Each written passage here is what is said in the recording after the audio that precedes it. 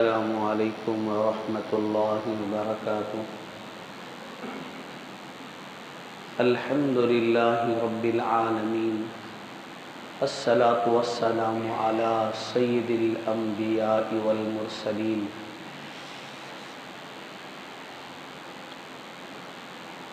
عزیزان محترم، بزرگوں، نوجوانان اسلام، رجب المرجب کا مہینہ مکمل ہوا، جس میں ہمارے نبی صلی اللہ علیہ وسلم نے دعا فرمایا تھا، اور آپ نے دعا یہ بتائی: اللہم بارک لنا فی رجب و شعبان وبلغنا شہر رمضان۔ اے اللہ، ہمیں رجب میں، شعبان میں برکت عطا فرما دے، اور ہمیں خیر و عافیت کے ساتھ رمضان المبارک نصیب فرما دے۔ عزیزان محترم، رجب کا مہینہ مکمل ہوا، آج شعبان کی پہلی تاریخ ہے۔ ہمارے نبی صلی اللہ علیہ وسلم خصوصیت کے ساتھ اس کا اہتمام فرماتے تھے کہ شعبان کی دنوں کا حساب رکھتے تھے، شعبان کی پہلی تاریخ کب آ رہی ہے، اور شعبان کے کتنے ایام ہوئے ہیں،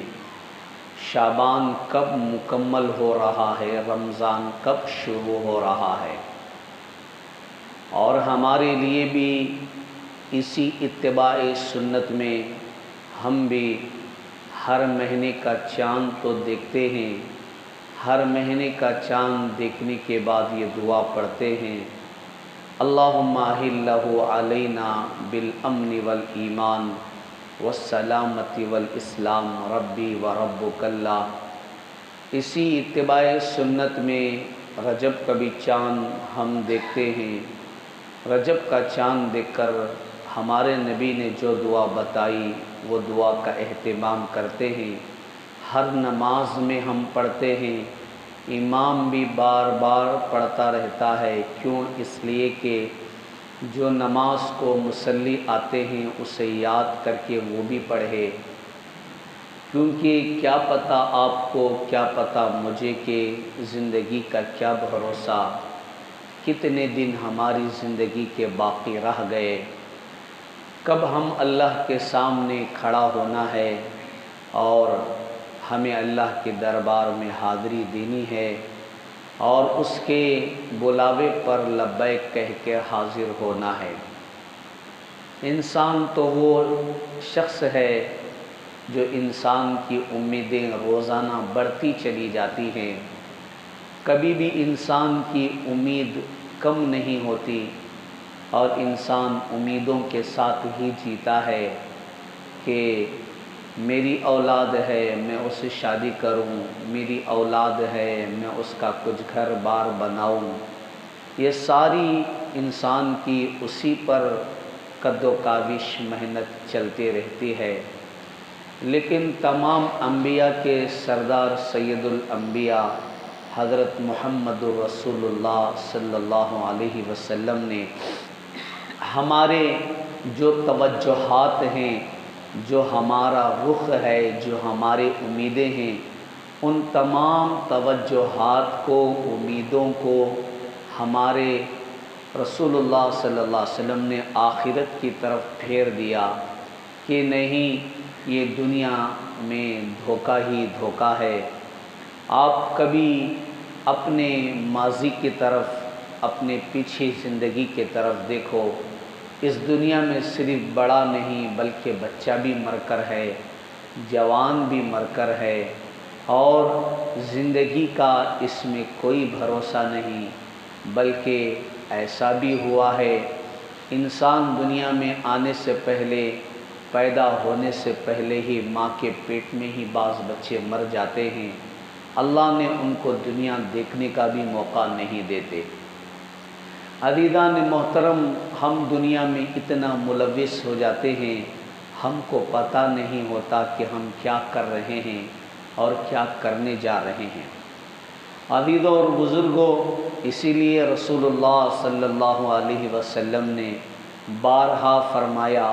اپنے ایمان کی سلامتی مانگو، اپنے صحت کی سلامتی مانگو، کیونکہ یہ دونوں چیزیں بہت جلد انسان سے چھین بھی جاتی ہیں، توفیق الہی پر مل بھی جاتی ہیں۔ اس لیے ہم اللہ سے اپنے ایمان کی سلامتی بھی مانگتے ہیں اور اپنے صحت و عافیت کی سلامتی بھی مانگتے ہیں۔ ہم اپنے دلوں کو ہر کدورتوں سے پاک کرتے ہیں، اپنے دلوں کو پاک صاف کر کے اللہ کی عبادت کے لیے مشغول ہو جاتے ہیں۔ انسان جیسے جیسے بڑھتا جاتا ہے اور انسان کی ویسے ویسے امیدیں ختم بھی ہوتی ہیں اور امیدیں بڑھتی بھی رہتی ہیں۔ جیسے کسی انسان کی 4 اولاد ہیں تو وہ 2 بچوں کی شادیاں ہو گئی، پھر 2 بچوں کی شادیاں ہیں، امیدیں جو ہے جن چیزوں کی امید تھی وہ مکمل ہو گئی، پھر آگے ایک امید انسان کی رہتی ہے کہ میرے ان 2 بچوں کی بھی میں شادی کر دوں، ان کا بھی گھر بار میں بسا دوں۔ پھر اس کے بعد شادی بھی بچوں کی کر دینے کے بعد پھر ایک امید رہتی ہے کہ میں اپنے پوترے کو دیکھوں، نواسے کو دیکھوں، ان کی زندگیاں دیکھوں۔ یہ تو انسانی فطرت ہے، کوئی بری چیز بھی نہیں ہے، اللہ نے پیدا کیا ہے۔ لیکن ہمارے نبی صلی اللہ علیہ وسلم نے ہماری بچپن سے ماں کی گود سے لے کر موت تک کا سبق سکھایا۔ دیکھو، تم اپنی اولاد جب تمہیں پیدا ہوتی ہے تو تم ان کو کان کے اندر جو ہے اذان دو، اقامت دو، اور اس اذان اور اقامت کی نماز نہیں ہے۔ پھر اس کے بعد جب انسان مرتا ہے تو اب اس نماز کی نہ اقامت ہے نہ اذان ہے، تو ہماری زندگی جو شروع ہوتی ہے وہ اذان اور اقامت سے شروع ہوتی ہے، اور ہماری زندگی جو ختم ہوتی ہے وہ نماز پر ختم ہوتی ہے۔ اور مومن کے لیے تو اس کے لیے مرنا بہت آسان ہے، کیونکہ اس کی ایک تمنا ہے، ایک خواہش ہے، میں اللہ کی دیدار کروں، حضرت رسول اللہ صلی اللہ علیہ وسلم کی شفاعت حاصل کروں، اور اللہ کے دربار کا میں وہ منظر دیکھوں، اللہ مجھے کل قیامت کے دن حشر کے میدان میں قرآن سنائیں گے۔ کیونکہ مومن ہے، مسلمان ہے، وہ ساری فضیلتوں کو سنتا ہے تو اس کے اندر آخرت کی فکر بھی آتی ہے۔ آخرت کی فکر کا مطلب یہ نہیں ہے اندر رنج ہو کر کڑ کر مر جائے، ایسی آخرت کی فکر نہیں۔ آخرت کی فکر اس کو کہتے ہیں کہ ہم اپنی دنیاوی زندگیوں کے ساتھ آخرت کو ساتھ لے کر چلنا ہے۔ اسی لیے اللہ تعالیٰ نے فرشتوں سے زیادہ مقام انسان کا عطا کیا، کیونکہ انسان جو ہے انسان جو ہے وہ ساری منزلوں سے گزرنا پڑتا ہے، مشکلوں سے، تکالیف سے، مصیبتوں سے، ہر جو ہے دور سے اس کو گزرنا پڑتا ہے۔ لیکن فرشتوں کو تو اللہ نے جو حکم دیا، جب سے حکم دیا وہ فرشتے رکوع میں ہیں تو رکوع میں ہیں، بعض فرشتے سجدے میں ہیں تو سجدے میں ہیں، بعض فرشتے قیام میں ہیں تو قیام میں ہیں۔ کوئی ایسی مخلوق بھی نہیں ہے جو عبادت سے خالی ہے۔ صبح کا وقت ہے، میں اور آپ جو غفلت کی زندگی سے سو جاتے ہیں، ایسا معلوم ہوتا ہے کہ فجر میں کوئی دنیا میں انسان ہی نہیں ہے، لیکن ہم سب غفلتوں کی نیند میں سنتے ہیں، لیکن وہ چرند پرند چھوٹے چھوٹے پرندے اللہ کا چین چین کر کے آواز کر کے اللہ کا ذکر کرتی ہیں، دعا کرتی ہیں، استغفار کرتی ہیں۔ اللہ نے ان کو بھی اس کی حمد و ثنا سکھلایا ہے کہ اللہ کی حمد و ثنا کیسے کرتے ہیں۔ حدیث میں بھی آتا ہے کہ صبح کا وقت برکتوں کا ہوتا ہے، اللہ کی طرف سے برکتوں کا نزول ہوتا ہے۔ وہ تمام برکتوں کے اوقات جو ہیں ہم نے اسے کھو دیا اور ہم نے اسے ضائع کر دیا۔ عزیزان محترم، صحابہ کرام رضی اللہ عنہم اجمعین کی پوری رات عبادت کی ہوتی تھی اور پورا دن اللہ کا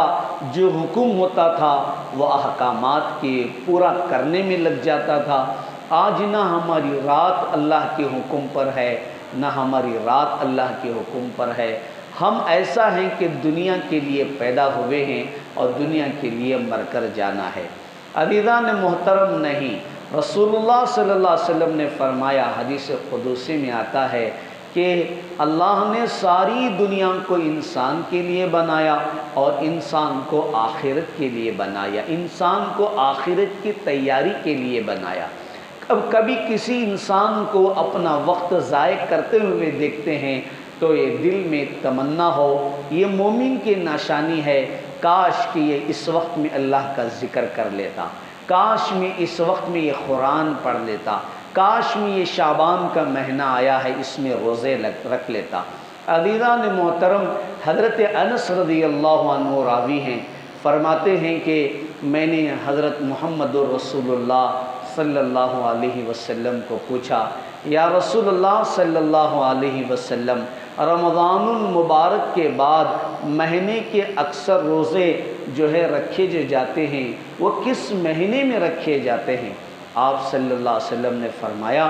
شعبان کے روزے رکھو، اور حضرت رسول اللہ صلی اللہ علیہ وسلم اکثر پورے شعبان کے روزے رکھتے تھے، یا بعض کتابوں میں آتا ہے کہ حضرت رسول اللہ صلی اللہ علیہ وسلم 27 شعبان 28 شعبان تک بھی روزہ رکھتے تھے، کیونکہ آنے والا رمضان ہے تو اس میں تھوڑا قوت حاصل کرنے کے لیے لتعظیم کہ رمضان المبارک کی عظمت اور اس کو حاصل کرنے کے لیے، اس کی برکتوں کو حاصل کرنے کے لیے رسول اللہ صلی اللہ علیہ وسلم شعبان کے روزے رکھتے تھے، صحابہ کرام بھی شعبان کے روزے رکھتے تھے، اور یہ سلسلہ چلتا ہوا آیا ہے۔ شعبان المعظم کا مہینہ جو ہے وہ استقبال رمضان کا مہینہ ہے، اس میں آدمی اللہ کے رمضان المبارک اس برکتوں والے مہینے کا ویلکم کرتا ہے، استقبال کرتا ہے۔ یا اللہ تو میری زندگی میں نے جو دعائیں مانگی، اے اللہ میری قبول کر کے مجھے رمضان نصیب فرما دے۔ عزیزان محترم، آپ دیکھتے ہیں کہ آپ اس دعا کو دیکھیں جو رسول اللہ صلی اللہ علیہ وسلم نے رجب میں دعا فرمائی، اللہم بارک لنا فی رجب و شعبان، اے اللہ رجب میں شعبان میں برکت دے، رمضان نصیب فرما دے۔ بعض لوگ اچھے تھے، تندرست تھے، قوت والے تھے، طاقت والے تھے، ہم نے ان کی امید بھی نہیں رکھی تھی کہ یہ اتنا جلد ہمارے سامنے سے یہ گزر جائیں گے۔ ایسے رجب کا مہینہ آتا ہے، شعبان کا مہینہ آتا ہے، سووں ہزاروں لوگ ہمارے سامنے سے گزر کر چلے جاتے ہیں، لیکن ہم ایسا امید رکھتے ہیں کہ مرنا تو انہی کو تھا، ہم کو مرنا نہیں ہے۔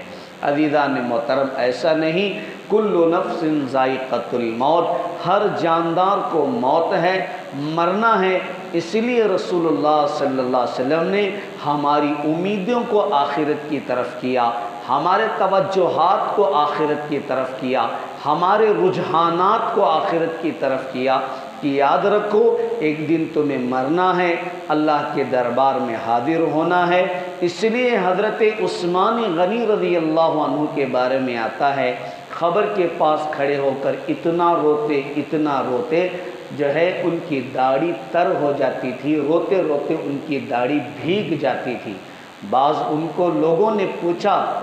اے حضرت عثمان، آپ کے سامنے بہت ساری باتیں آتی ہیں، آپ جو ہے اتنا نہیں روتے، لیکن جتنا قبر کے پاس کھڑے ہو کر اتنا روتے ہیں۔ حضرت عثمان غنی رضی اللہ عنہ نے فرمایا، معلوم ہے تمام آخرت کی منزلوں میں سب سے پہلی منزل جو ہے یہ قبر کی منزل ہی ہے، اگر یہ قبر کی منزل پار ہو گئی تو ساری آخرت کی منزلیں انسان کے لیے پار ہو جاتی ہیں۔ اب قبر کے اندر سوال ہے، اسی لیے رسول اللہ صلی اللہ علیہ وسلم نے فرمایا تم جیسے زندگی گزارو گے ویسے تمہیں موت آئے گی، جیسے تمہیں موت آئے گی ویسا حشر تمہارا ہوگا۔ عزیزان محترم، ہماری زندگی ہم ان آخرت کے رجحانات کے ساتھ گزارنا ہے، آخرت کی فکر کے ساتھ گزارنا ہے۔ کب پتہ کہ میرے 50 سال ہو گئے، میرے 60 سال ہو گئے، میرے 65 ہو گئے، میرے 75 ہو گئے، اب اللہ کے دربار میں ایک دن حاضر ہونا ہے، لیکن ہم اپنے اچھے اعمال کے ساتھ، اعمال صالحہ کے ساتھ، زندگی ہو تو ایمان کی، خاتمہ ہو تو ایمان کا، ان امیدوں کے ساتھ اور ان فکروں کے ساتھ ہماری زندگی گزرنا ہے۔ اسی لیے رسول اللہ صلی اللہ علیہ وسلم پوری رات کھڑے ہو کر قرآن شریف نماز میں پڑھتے تھے۔ صبح ہوتی تو رسول اللہ صلی اللہ علیہ وسلم شعبان کو مہینے میں جاتے، آپ صلی اللہ علیہ وسلم پوچھتے کچھ کھانے کو ہے؟ آپ صلی اللہ علیہ وسلم کے گھر سے یہ آواز ملتی کہ کچھ کھانے کو نہیں ہے، فَأَنَا صَائِمٌ۔ رسول اللہ صلی اللہ علیہ وسلم فرماتے کہ میں روزے سے ہوں۔ تو آپ صلی اللہ علیہ وسلم شعبان میں پورے مکمل طریقے سے روزے رکھتے تھے، اس میں سے ہر مہینے کے بھی روزے ہیں، 13، 14، 15۔ آج بھی آپ نیک لوگ ان روزوں کا اہتمام کرتے ہیں، اور یہ رسول اللہ صلی اللہ علیہ وسلم کی سنت میں سے ہے۔ آپ جائیں، اللہ تعالیٰ نے جو ہے مکہ مدینے میں بھی اکثر لوگوں کو دیکھنے کو موقع ملتا ہے، وہاں کے لوگ ان روزوں کا اہتمام کرتے ہیں۔ اور لیکن شعبان المعظم کی خصوصیت ہے، آپ صلی اللہ علیہ وسلم نے ارشاد بھی فرمایا کہ شعبان کے مہینے کے روزے جو ہیں رمضان کے بعد افضل روزے ہیں، اس کو میں بھی رکھتا ہوں۔ آپ صلی اللہ علیہ وسلم کی اتباع سنت میں ہم بھی یہ کوشش کریں کہ شعبان میں روزہ رکھیں، کبھی بھی رکھ سکتے ہیں آپ، اگر اس میں سے بیچ میں ایک درمیان میں اگر روزہ چھوٹ جائے تو کوئی مضائقہ نہیں، لیکن آپ کے دل میں آخرت کی فکر آ رہی ہے، اللہ کا ڈر آ رہا ہے، اللہ کے دربار میں حاضر ہونے کا جو ہے وہ دل کے اندر حسرت ہے، اور دل کے اندر ایک ارمان بھی ہے کہ میں اللہ سے ملاقات کروں، کیونکہ موت مومن کے لیے ڈرنے کی چیز نہیں ہے۔ موت جو ہے ایک پل کی طرح ہے جو اس گزر کر اللہ سے ملاقات کرتا ہے۔ جب ملاقات کرتا ہے تو جو ہے جو اللہ سے ملاقات کر کے جو باتیں ہونی ہیں وہ ساری باتیں تو ہوں گی، لیکن عزیزان محترم، مرنے سے پہلے انسان کو اپنی آخرت کی فکر، اپنے خبر کی فکر، اور اپنے اللہ کے دربار میں حاضر ہو کر جواب دینے کی فکر ہمیں ہونا چاہیے۔ اسی لیے ہر رات کو اللہ کی عبادت کے لیے بنائیں، ہر دن کو اللہ کی عبادت کے لیے بنائیں۔ ہم جو ہے عبادت کے ساتھ زندگی گزرے گی تو موت بھی عبادتوں کے ساتھ آئے گی۔ دنیا کے ساتھ، دنیا کی لذتوں کے ساتھ زندگی گزار کر امید یہ رکھتے ہیں کہ ہم مریں گے تو ایمان کے ساتھ مریں گے۔ ایک ایسی بات ہوئی، ہم نے دانا زمین پر کچھ ڈالا لیکن ہم بوئیں گے کچھ، ایسا ہو نہیں سکتا۔ ہم آخرت کی فکر کے ساتھ زندگی گزاریں گے، اللہ کی طرف سے فرشتہ خود مدد کرنے کے لیے آتا ہے، تو ایمان کے ساتھ زندگی گزارا ہے، موت بھی تجھے ایمان کے ساتھ آئے تو فرشتہ جو ہے ہم لوگوں کو کلمہ پڑھنے میں مدد کرتا ہے، کیونکہ ایمان کے ساتھ زندگی گزارا ہے، اس کلمے کے خلاصے کے ساتھ زندگی گزارا ہے، تو فرشتہ خود ہماری زبان پر کلمہ پڑھاتا ہے، لا الہ الا اللہ محمد رسول اللہ۔ اسی کے لیے ہماری زندگی ہے، اسی کے لیے ہمارا جینا ہے، اسی کے لیے ہمارا مرنا ہے۔ اسی لیے رسول اللہ صلی اللہ علیہ وسلم نے فرمایا کہ